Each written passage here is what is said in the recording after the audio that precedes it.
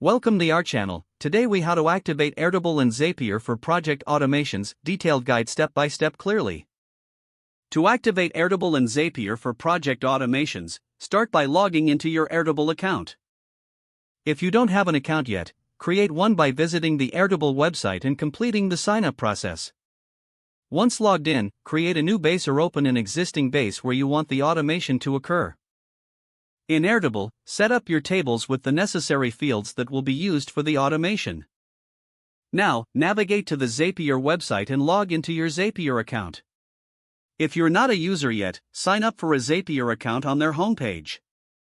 Once in Zapier, click on Make a Zap to start creating your automation.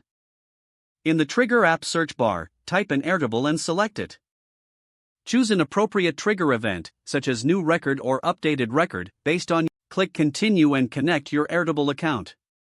You may need to enter your Airtable API key, which you can find in your Airtable account settings. Once your account is connected, select the base and table you want to use for the automation. Click Test Trigger to ensure everything is set up correctly. After testing, click Continue. Now, choose the Action app by searching for the app you want to connect with Airtable. Select the action event you wish to perform in that app, such as create a new record or send an email. Click Follow any prompts to authorize the connection between Zapier and your Action app. Now map the fields from your Airtable base to the appropriate fields in the Action app. Review your mappings to ensure all necessary data will be sent over. After verifying the mappings, click Continue to proceed. You can now test your Zap to ensure the automation works as expected. If the test is successful, click Turn on Zap to activate your automation.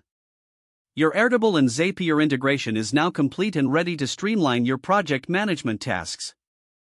For future adjustments, you can return to Zapier at any time. If the page does not load, refresh the browser or try again in a private or incognito window.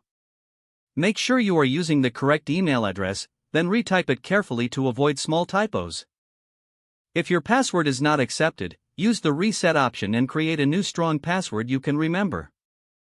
Check your spam folder for verification or security emails, then complete any requested confirmation steps.